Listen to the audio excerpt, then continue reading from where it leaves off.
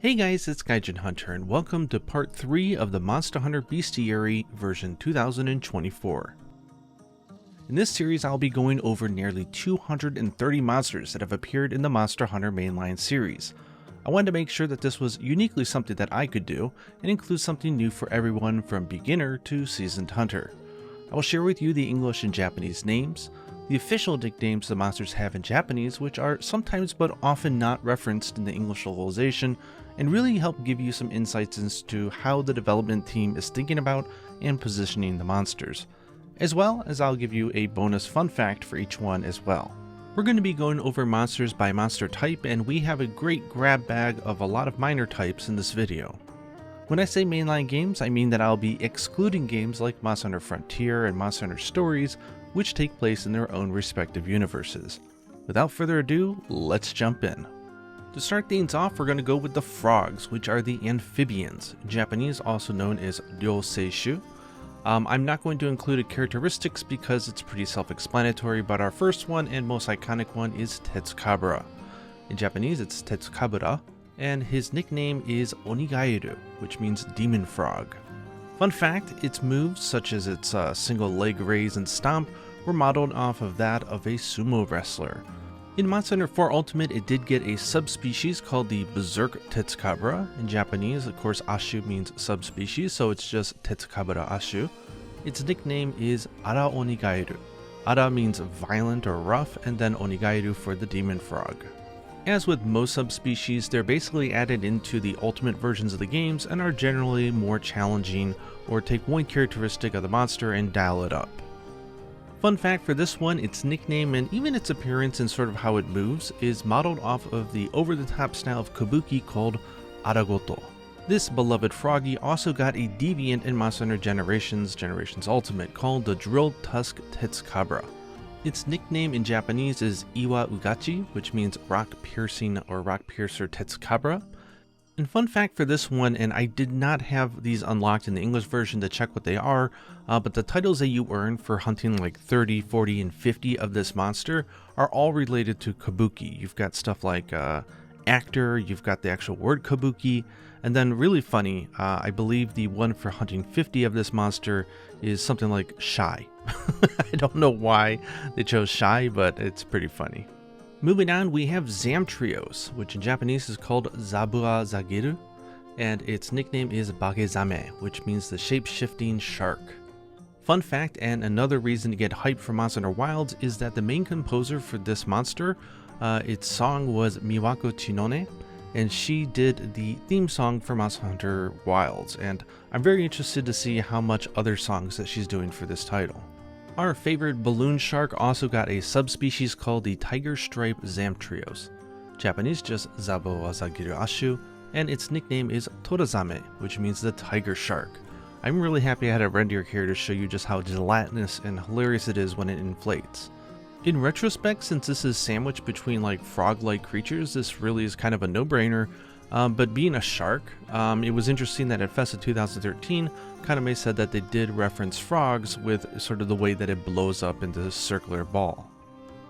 Moving on, we have Rurikan's favorite chunky boy, Tetranadon. In Japanese, his name is Yotsumi Wado, and its nickname is Kappagairu. Kappa, which if you're familiar with Japanese anime or manga may be familiar with, is a very well-known sort of water imp type of yokai. And bonus points if you get the reference here in this picture. And our final amphibian is one coming up in Monster Hunter Wilds, which is Chatacabra. In Japanese, it's the same name, Chatacabra, and its nickname here is Matoi Gairu. Matoi means to sort of be clad or have stuff sort of like built up on you, and this just denotes the fact that it sort of licks its arms and applies the rocks around the area so that he can pummel you, which he really didn't do in the demo. I think he was the one getting pummeled. Fun fact for him is this guy actually has an itsy bitsy teeny weeny tail if you look close enough. Moving on to our next type is the snake wyvern. We only have one variation of this so far, so hopefully they'll add more in Monster Hunter Wilds, but this is called in Japanese Jaryushu. This new monster type was introduced in Monster Hunter 4 with Najarala. In Japanese, the name is Garara Ajara, which is kind of like an onomatopoeia for the rattling of a snake, and its nickname is Kodaru. which basically means the constricting snake wyvern, because of course it will circle you, constrict, and try to squeeze you to death. Fun fact for this, if you have Monster Hunter 4 Ultimate still on your 3DS, if you mount this monster, in most cases it'll actually put the camera behind your hunter, leading to some really spicy gameplay footage, if you know what I mean. This awesome new monster also got a subspecies in Monster Hunter 4 Ultimate called the Tidal Najarala. In Japanese, just Garara Ajara Ashu, and its nickname is Suidaru, which is the water snake wyvern. Fun fact for this one, it was the only subspecies in 4 Ultimate that could go Apex. Definitely memorable, at least from my end. Let me know down below if you guys like this monster as well. I know a lot of people are mixed on it. The next one, we have just another soul monster, which is the Lynian type. I hope I pronounce it right. In Japanese, it's Jujinshu, which is like a beast person. And this one appeared in Monster Hunter Freedom and Freedom Unite, and it's the King Shakalaka. In Japanese, its name is Kingu Chachabu. Chachabu is the name for Shakalaka in Japanese, and the nickname is Kimen-O. Kimen is just sort of like strange or odd mask, and then O for king. So he is the leader of the tribe, so to say.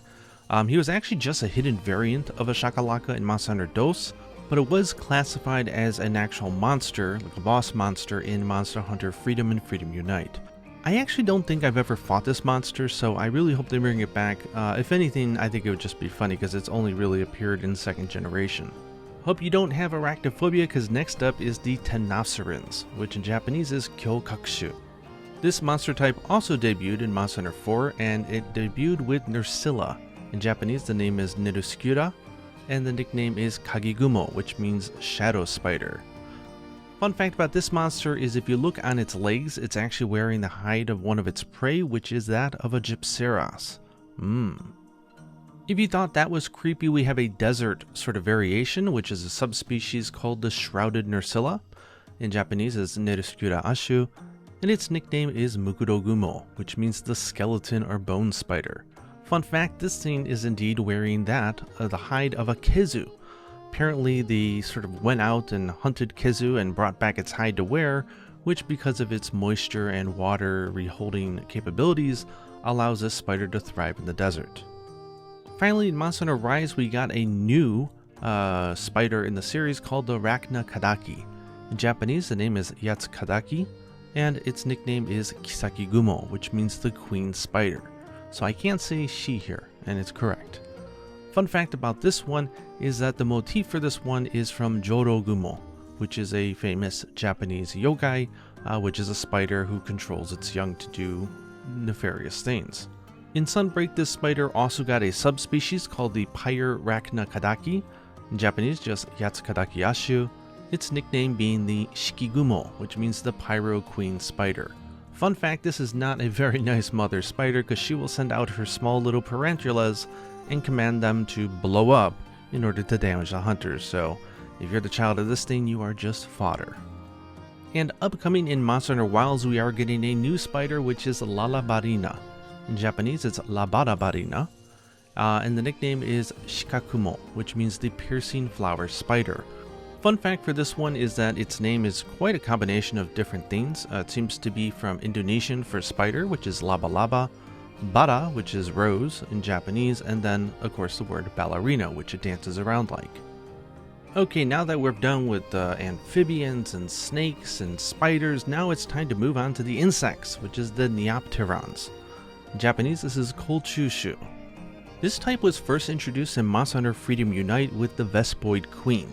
In Japanese, it's called Queen Langosta, Langosta being what we call Vespoids in Japanese, and the nickname just Jookchu, which means the queen insect or queen bug.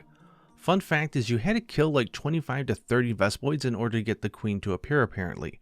I actually have not fought this monster just like the King Shakalaka, so let me know down in the comments if this was either like worth coming back or if it was just kind of like a fun little thing. You might be noticing a theme with a lot of these more unique monster types in that Monster Hunter 4 really is the one that blew the lid off of them. So the Neopterons, not just the Kinsect with the insect glaive, also made pretty much a resurgence back into the series with Monster Hunter 4, starting with Seltas. In Japanese, its name is Aruserutasu, and its nickname is Tekolchu, which means the piercing shell bug. The fun fact for this one is that sort of the concept of this thing was just a flying lance, so no wonder it pierces through armors and hunters alike. It also got a subspecies for Ultimate called the Desert Seltas, just Aruserutasu Ashu, and its nickname is Fukolchu, which means the Axe Armor Bug. Fun fact is this thing is tied with Steel Uragon for the least favorite monster in the entire series according to the 20th anniversary poll. I think people just don't remember it. Now the male Seltas might be a small little fry, but the queen is not. Seltas Queen is a huge one who uses its husband as sort of cannon fodder. Quite literally, its name is Generu Serutasu in Japanese, with the nickname Jukolchu, which means the heavy shell bug. Fun fact is she will brutally smash the males to death and feed off of them. So not only does she use them as weapons, she also uses them as food. Not a good time if you are the male Seltas. Where there is a desert Seltas, there is a desert Seltas Queen, of course. This is just Generu Serutasu Ashu, and it's the subspecies that appeared in 4 Ultimate, and its nickname is the Hokolchu, which means the cannon shell bug. She will grab that male and shoot him off like a cannon. The original localization team apparently had proposed the idea of calling it like the Seltas Reaper or the Dread Queen, but the development team just kind of decided that was too dark and that really wasn't the direction they were going for, so they went more for the environment and the coloring of the monsters. Actually, it ended up working good because we do get a Dread Queen later in the series, which is of course Rathian. And imagine our surprise when Monster Hunter Generations Ultimate's final online Gathering Hall boss was not an Elder Dragon, it was a Neopteron called Ahtal-Ka. In Japanese, the name is Atoraru-Ka, and the nickname is Kakutoro, which means the royalty or royal mantis. Fun fact for her is if you've done the fight, she does sort of command a huge sort of beast. It's just a collection of rubble and steel and stuff like that. She controls it with her golden silk. And makes it sort of like a moving fortress, and that actually has a name called the Ahtal-Neset. However, that's not really a monster, as it's just an inanimate object that she's able to control. Seriously, she's one of the best monsters in the series, so if you want an excuse to go and play Monster Hunter Generations Ultimate on Switch before Wilds comes out, like, do it for Ahtal-Ka. Okay, from bugs, we're now moving on to fish. This is the Piscine Wyvern, I believe it's pronounced, and in Japanese it's Gyoryushu. And I know who's on your mind already, but we're going to start out with the Cephadrome, which is Dos Gareos in Japanese, and its nickname is very simply Sadyu, which means the Sand Wyvern. Fun fact, this one actually appears to be modeled off of a real-life ancient creature called the Diplocaulus. Okay, I will waste no time, we've got to get to Plesioth. Plesioth is the most well-known of these types of fish wyverns, and for good reason. Its Japanese name is Ganontotosu, and its nickname is just Suiryu, which means the water wyvern. A fun fact for this, and I could do an entire video on this monster, and in fact I might if they decide to bring it back in Monster Hunter Wilds, but this is the ultimate troll monster for the entire series.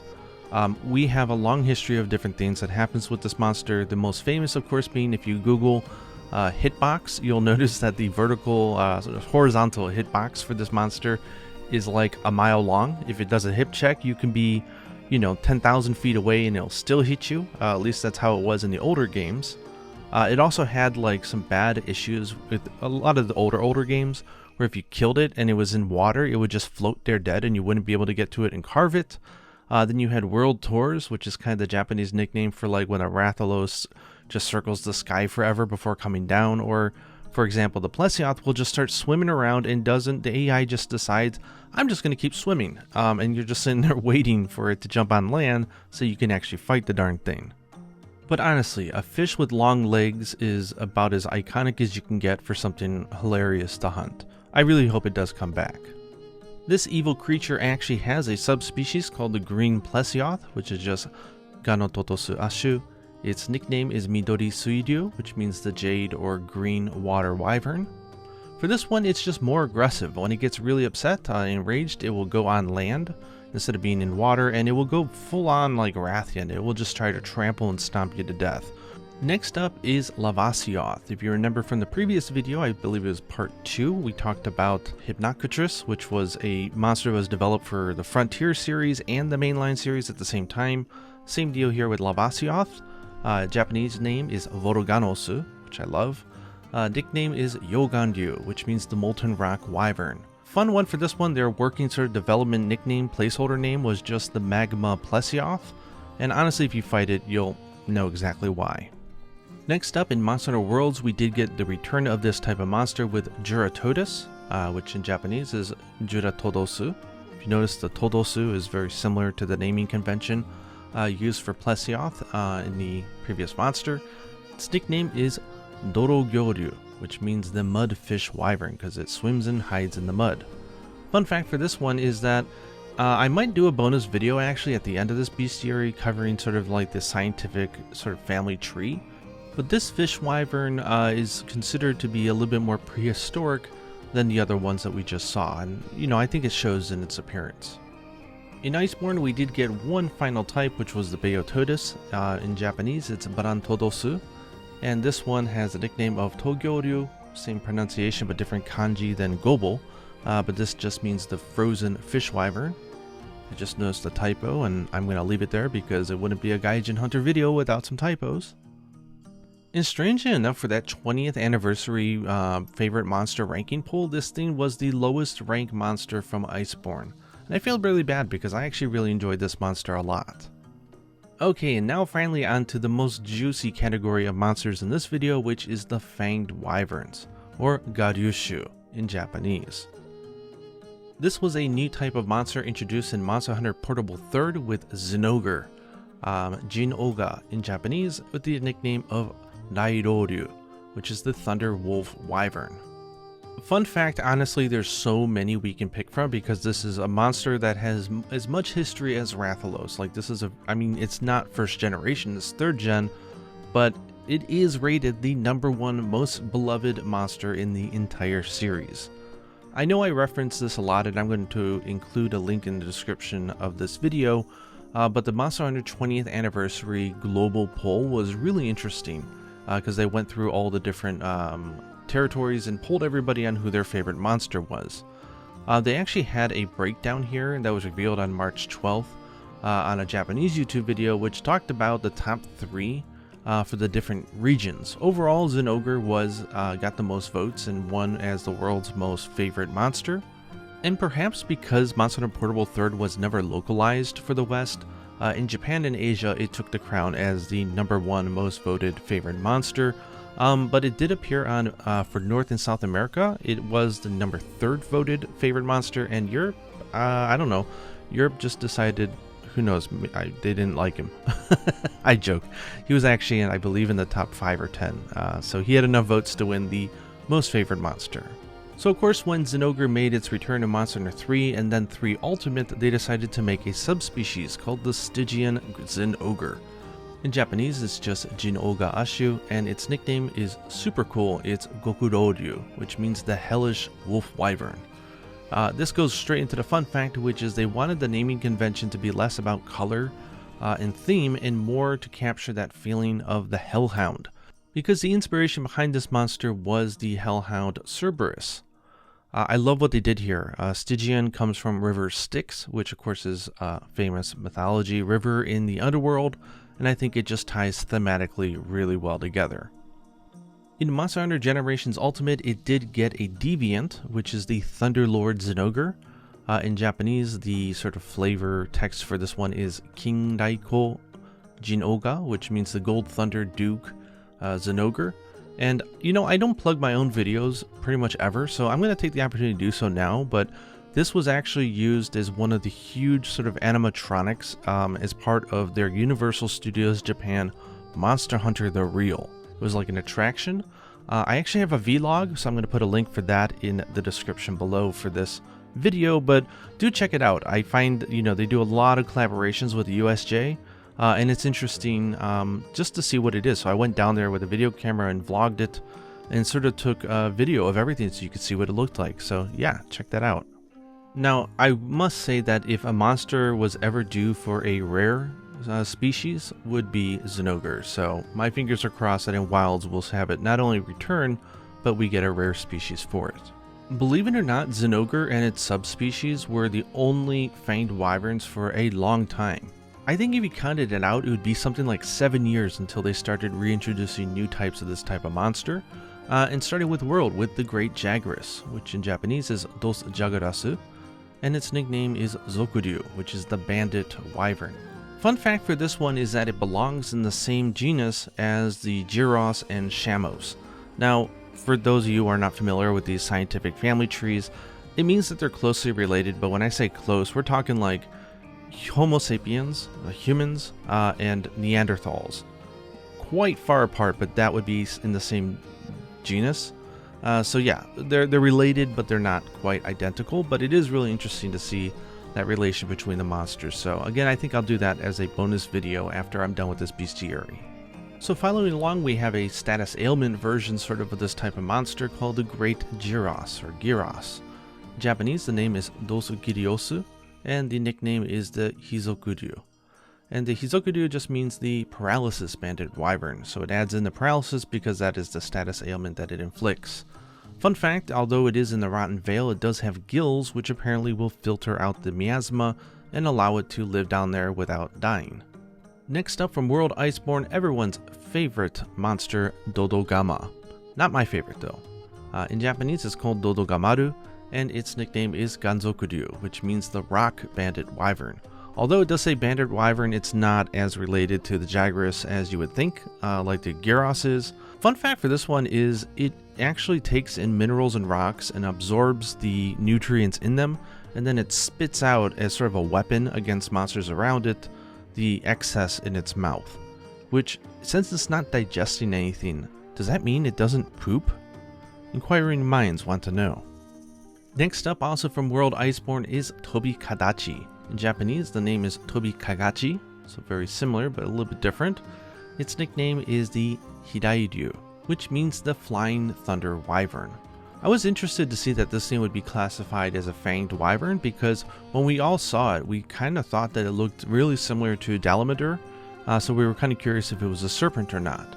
Which is funny because in its fun fact here, Kagashi, which is where they got the Kadachi from, is an ancient Japanese term for a snake. Tobi means to fly, so it is literally the flying serpent or flying snake.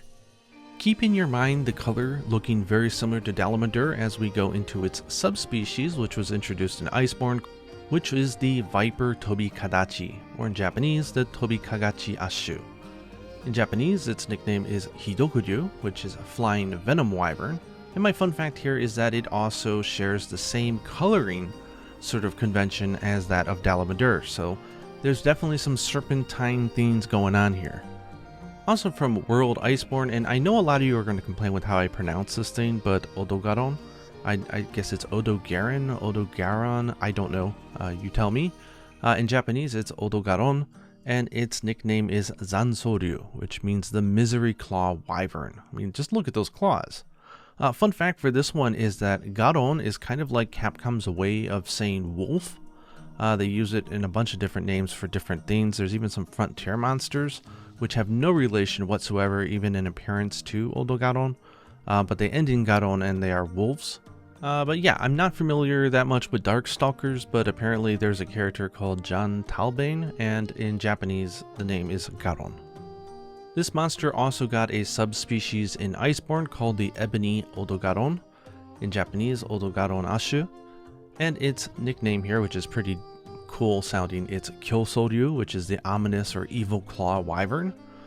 There is a talk that's on YouTube which you can look from the San Diego Comic-Con 2019, which they had a really interesting panel where they were discussing a bunch of stuff about the development of the game, and they were talking about how this monster is unique in that they tried doing all of these different colorings because they knew they wanted it to have dragon element, and they were trying to apply different things to the monster itself and really weren't getting it to work, and they had like a gold color and stuff like that, so they actually stopped, went to the armor design, applied the coloring and figured out how to make that work first, and then used that sort of color design language and applied it to the monster. So very backwards from how they usually do it.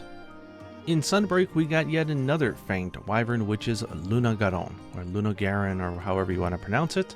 In Japanese, it's Lunagaron, and its nickname is Hyodoryu, which is the Ice Wolf Wyvern. Of course, Sunbreak, all the main monsters are designed off of Western monsters, where, Rise was more about Japanese yokai, and this one takes the motif from, of course, the werewolf. And this picture here was just too cute not to share, but this is from the Capcom's Twitter account. They had some illustrations of sort of like the parenting of a child and a mother for the Lunagaron, and they had a picture of it, and it's so cute. Okay, last but certainly not least of the Fanged Wyverns is Magnamalo, the flagship monster of Monster Hunter Rise.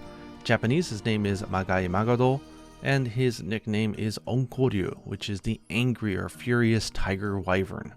Its motif here is that of a dead fallen samurai, with sort of like the onibi or the will-o'-the-wisps around the body.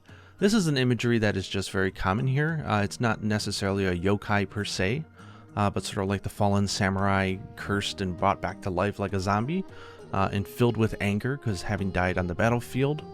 And much like the Ruiner Nergigante was in Iceborne, I'm a little disappointed that probably a lot of you never got this far to fight it, but if you hit Master Rank 100, you can then fight a new variant of the scene in Sunbreak called the Scorned Magnamalo. The nickname is quite a mouthful. It's Ensadoyomeku. I know I have really bad enunciation on that one, but this means the resounding grudge, Magnamalo. And fun thing here is the idea here is Ashura, which I know is a figure in Buddhism, but in Japan, like you'll notice like Gundam and all these other series, whenever they do like Ashura variants, they like to do this type of like spiky multi-armor type of thing. I'm not super well versed in the reasons why. I think maybe it just goes down to historic reasons of how Ashura was depicted in sort of like in a samurai context. Actually, you know what? I think I'll also just explain what the Japanese here is, because that nickname is so weird. But Ensa, En means to be angry or furious. Sa means to cry out, like in grief or pain or suffering or anger. And Doyomeku is kind of a not oftenly used word, but it's sort of, you might notice that first kanji from Hibiku, which means it's a sound that when it sounds off, it sort of echoes in the distance and it just kind of resounds. So this is just like a cry of anger that just echoes and resonates around the area. So yeah, a lot of these variants have very cool Japanese nicknames, but on the flip side, the subspecies are boring as heck, so you win some, you lose some. And I thought it would be fun to end the video with the Carapaceons, or the crabs. In Japanese, these are Kokakushu. The first one is the Daimyo Hermitor. In Japanese, it's Daimyo Zazami. And its nickname here is Tategani, which means the shield crab, quite literally. And as its shield, or as its shell, it uses the skull of a monoblos. This is one of the features of all the crabs, which I'll be focusing on, and I think is super cool and helps really show the power and the environment in which these monsters reside. It does have a subspecies called the Plum Daimyo Hermitor because it's purple. In Japanese, just Daimyo Zazami Ashu, and its nickname is Shitategami, which means the purple shield crab. Super easy progression here, where the normal Daimyo Hermitor had the sort of skull of a monoblos, this one has the skull of a diablos on its rear. And we're going to jump ahead here because it's the same monster, but in Monster Hunter Generations and Generations Ultimate, we had a deviant called the Stone Fist Hermitor. The flavor sort of title for this one is Hokokudaki Daimyo Zazami. Hokokudaki means spear crushing or spear crusher Hermitor. And as I mentioned in a previous video, this is my favorite deviant armor in Monster Hunter and one of my favorite armor sets of the entire series.